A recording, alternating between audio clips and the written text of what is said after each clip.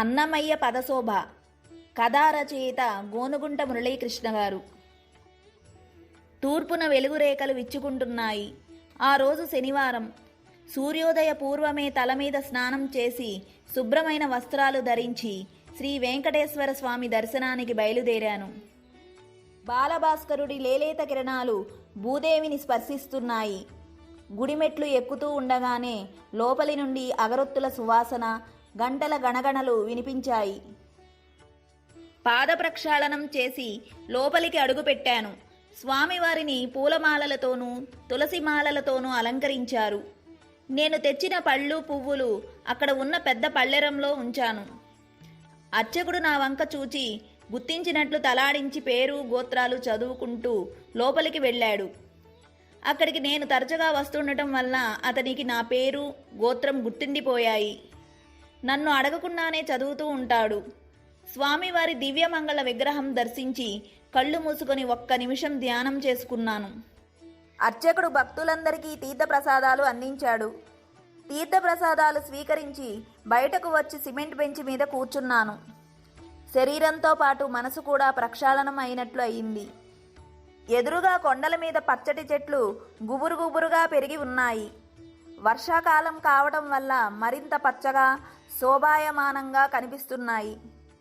కొండల మీద మేత మేయటానికి వచ్చిన మేకలు అటు ఇటు తిరుగుతూ కనిపిస్తున్నాయి. గుళ్ళో మైక్లో నుంచి కొండలలో నెలకొన్న కోనేటి రాయుడువాడు, కొండలంత వరములు గుప్పెడువాడు అన్నమాచార్య కీర్తన శోభారాజు గళంలో నుంచి శ్రావ్యంగా వినిపిస్తూ ఉంది. హఠాత్తుగా మెరుపు మెరిసినట్లు ఒక ఆలోచన తట్టింది. అన్నమాచార్య కీర్తన ఒకటి ఈ నెల రాయడానికి తీసుకొని వ్యాఖ్య రాస్తే బాగుంటుంది అనిపించింది. స్వామివారే నాకు ఈ సంకల్పం కల్పించినట్లు సంతోషిస్తూ ఇంటికి వచ్చి కలం చేతిలోకి తీసుకున్నాను. అన్నమాచార్యుల వారు 16వ శతాబ్దానికి చెందినవారు. ఆయనకి పద కవితా పితామహుడు అనే పేరు.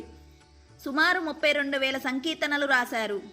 అందులో కేవలం 15,000 కీర్తనలు మాత్రమే ప్రస్తుతం మనకు అందుబాటులో ఉన్నాయి. ఆయన సంకీర్తనలలో ప్రధానంగా 4 అంశాలు కనిపిస్తాయి. అవి భక్తి, సాహిత్యం, సంగీతం, భాష. ఆయన ఆ కాలంలో విరివిగా వస్తున్న ప్రబంధ భాషను కాకుండా సామాన్యులకు కూడా అర్థమయ్యేటట్లు వ్యావహారిక భాషలో కీర్తనలు రచించారు. విష్ణుమూర్తి ఖడ్గం అయిన నందకం అంశగా ఆయనని భక్తులు భావిస్తూ ఉంటారు. ఆయన రచించిన కీర్తనలలో ఇది ఒకటి.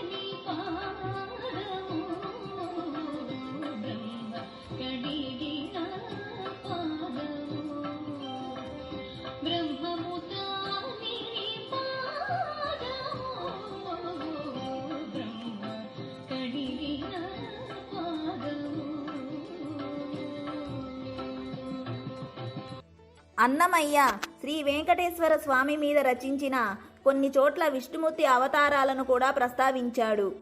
ఎందుకంటే వెంకటేశ్వరుడు కూడా విష్ణుమూర్తి అవతారమే. కలియుగంలో ఈ రూపంలో అవతరించాడు. ఇక్కడ పల్లవిలో బ్రహ్మ విష్ణుమూర్తి పాదాలు ఎప్పుడు కడిగాడు అని సందేహం రావచ్చు. వామనావతారంలో విష్ణువు వామనుడి రూపంలో వచ్చి బలిచక్రవర్తిని 3 అడుగుల నేలను దానం కోరాడు. అలాగే తీసుకోమన్నాడు బలి. వామనుడు త్రివిక్రమావతారం దాల్చి 1 అడుగుతో భూమండలాన్ని, మరో అడుగుతో నభోమండలాన్ని ఆక్రమించాడు.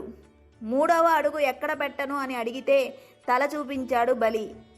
అతని తల మీద అడుగు మోపి పాతాళానికి తొక్కేశాడు వామనుడు. భూమి కింద 6 లోకాలు, భూమిపైన 7 లోకాలు ఉన్నాయి.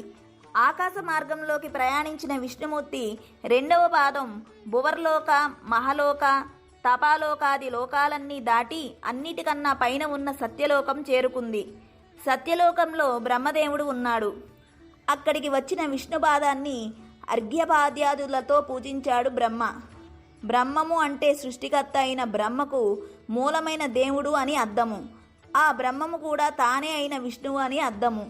ఇక్కడ బ్రహ్మ అనే పదంలో హా కింద మావత్తు ఇచ్చి రాస్తాము, కానీ మా కింద హావత్తు ఇచ్చి పలకాలి. అలాగే చిహ్నము అనే పదం రాసేటప్పుడు కూడా హా కింద నావత్తు ఇచ్చి రాసినా పలికేటప్పుడు మాత్రం నా కింద మావత్తు ఇచ్చి పలకాలి. కొన్ని సంస్కృత పదాల ఉచ్చారణ అలాగే ఉంటుంది.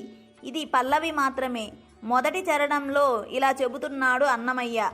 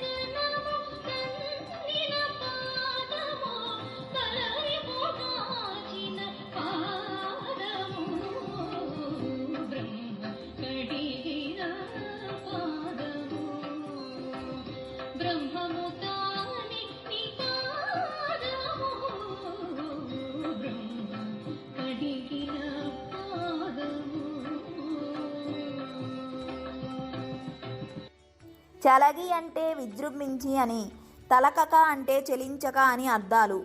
త్రివిక్రమ వామనావతారంలో విష్ణుపాదం విశ్వరూపం దాల్చి భూమి మొత్తం ఆక్రమించింది. బలిచక్రవర్తి తల మీద పెట్టుకున్నది కూడా ఈ పాదాన్నే.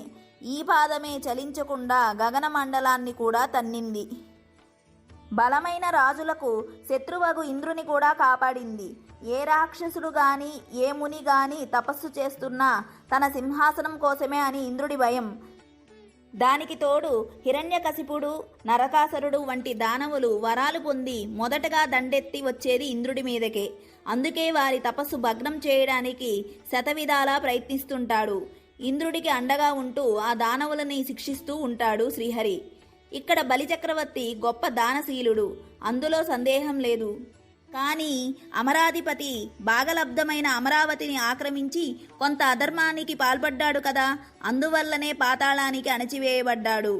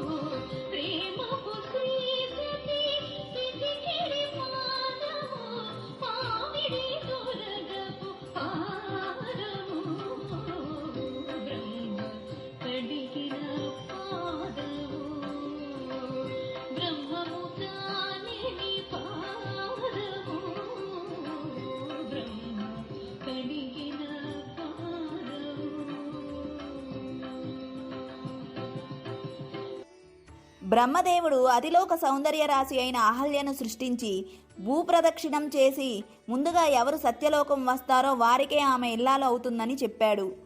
అహల్య కోసం ఇంద్రుడు, వరుణుడు, యముడు వంటి దిక్పాలకులు అంతా భూప్రదక్షిణానికి బయలుదేరి వెళ్లారు. గౌతమ మహర్షి యుక్తిగా గోప్రదక్షిణం చేసి భూప్రదక్షిణ ఫలాన్ని పొంది అహల్యను చేపట్టాడు. అహల్య మీద మనసుపడ్డ ఇంద్రుడు ఒకరోజు కోడి రూపం దాల్చి సూర్యోదయానికి ముందే కూశాడు. తెల్లవారుతున్నదనుకొని సూర్యోదయాగ్నికాలను నిర్వర్తించడానికి నదీ స్నానానికి బయలుదేరాడు గౌతముడు. కొంత దూరం వెళ్ళిన తరువాత ఆకాశంలోని నక్షత్ర మండలం చూసి రాత్రి 3వ జామైనా కాలేదు, వేళకాని వేళ కోడికూత ఏమిటి, ఇందులో ఏదో మోసం ఉంది అనుకుంటూ ఆశ్రమానికి తిరిగి వచ్చాడు. అక్కడ ఇంద్రుడు గౌతముడి రూపంలో అహల్య పక్కన ఉన్నాడు. గౌతముడు ఆగ్రహంతో నీ కాయమంతా కళ్ళుగా నిండి అందవిహీనంగా మారిపో అని ఇంద్రుడిని శపించాడు. శిలవు కమ్మని అహల్యను శపించాడు.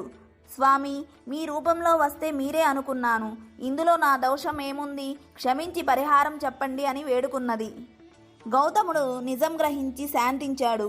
నోరు జారింది వెనక్కి తీసుకోలేను. పరపురుష స్పర్శతో అపవిత్రమైన నీవు పరమాత్మ స్పర్శతో పవిత్రురాలవవుతావు అని చెప్పి వెళ్ళిపోయాడు. విష్ణువు రామావతారంలో తన పాదస్పర్శతో అహల్యకు శాప విమోచనం కావించాడు. కామిని పాపము కడిగిన పాదము అని అంటే అర్థం ఇదే. పాము తలనిడిన పాదము అనే వాక్యానికి అర్థం కద్రువ కుమారుడైన కాళీయుడు అనే సర్పం రమణక ద్వీపంలో నివసిస్తూ ఉండేవాడు. అతనితో పాటు అనేక ఇతర సర్పాలు కూడా నివసిస్తూ ఉండేవి. గరుత్మంతుడు ఆ సర్పాలను పట్టి భక్షిస్తూ ఉండేవాడు. అతని బాధపడలేక సర్పాలన్నీ ఒక ఒప్పందం చేసుకున్నాయి. ఆ ప్రకారం ప్రతి నెల ఒక్కొక్క సర్పాన్ని గరుత్మంతుడికి ఆహారంగా ఇవ్వటం. కొంతకాలానికి కాళీయుడి వంతు వచ్చింది. అతడు ఆహారం కావటం ఇష్టం లేక గరుత్మంతుడిని ఎదుర్కొన్నాడు. ఇద్దరికీ పోరు భయంకరంగా సాగింది. చివరకు కాళీయుడు ఓడిపోయి పారిపోయి కాళిందిలో దాక్కున్నాడు. పూర్వం ఒక ముని ఇచ్చిన శాపం వల్ల గరుత్మంతుడు ఆ మడుగులోకి రాలేదు. కాళీయుడి వల్ల ఆ మడుగు విషపూరితం అయ్యింది.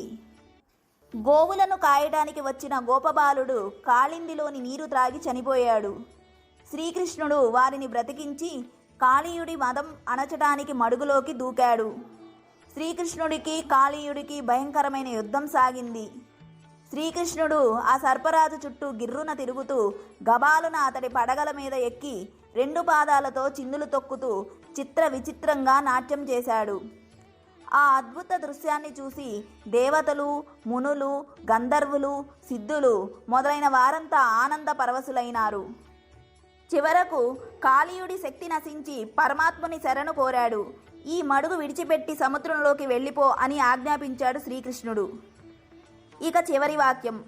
పామిడి తురగపు పాదము. ఇడి అంటే లేకుండా చేయడం. పాముని లేకుండా చేసేది గరుత్మంతుడు.